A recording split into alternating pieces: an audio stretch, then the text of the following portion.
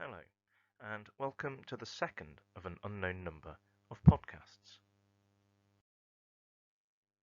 I'd like to begin today with a brief excerpt of something I listened to on Monday. This is John Bell from the Iona community speaking on the Today programme as part of the Thought for the Day segment. On Tuesday, my colleagues and I decided to close our office and work from home. By Wednesday, I learned that all my engagements, which should have kept me on the road until June, had been cancelled, and that I had time in my hands. Biblically speaking, that's the first gift. God in the great Jewish creation hymn begins by making light and darkness, day and night. That means time. And now many of us have it, some in an abundance they never anticipated. Without denying our understandable anxieties about health, family and finances, many of us now have the possibility of deciding what to do with our time. This causes some people to panic. Panic about having to spend time with their spouse, partner or children. Panic about not having access to the diversions of shopping, eating out, cinemas, pubs, football matches, parties. Many of us who complained about how busy we are now, given months of unexpected time, panic about what we'll do with it, as if time were a hostile force which our busyness helped us to avoid. Time is not an enemy, but it will feel like an enemy unless we cherish it, and it shouldn't take a near-death experience to help us cherish what we take for granted. What struck me about what he said was what it is that we'll be doing with all the time that we didn't think that we would have.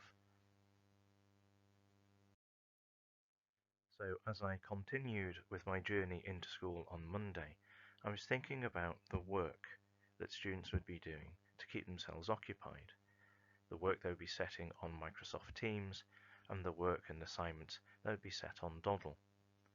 Little did I know at that time that Doddle would strain under the use of so many students trying to access it that morning. But also, what else would students be spending their time on?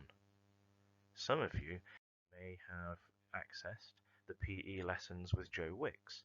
Some of you may have taken advantage of your outdoor exercise and gone for a walk or a run or even a bike ride. But with so much time on your hands, a mind can wander. Repeatedly, you may think certain things because you have read things on social media or you have listened to things on the news. And in these uncertain times, these thoughts can fester. All of us have unhelpful thoughts from time to time. It's natural and it's part of dealing with the ups and downs of life. But when it happens all of the time, it can lead to a negative impact to our mental health. The first step in changing negative thoughts to more positive ones is to become more aware of what we think, and to start to change our mindsets towards more helpful thinking. It is easy to think I'm stuck at home, but if we change that to I get to be safe in my home and spend time with my family, that's a more positive way of looking at it. Equally, we may think that there's too much uncertainty. But if we change the way we think, we might begin to say, while I can't control the situation around me, I can control my actions. It is helpful then to know that there are things that you can control and there are things that you cannot control. The things that you can control are the things that you should focus on. You can control your attitude. You can control being able to find fun things to do at home. You can control and be responsible for your own social distancing, for example.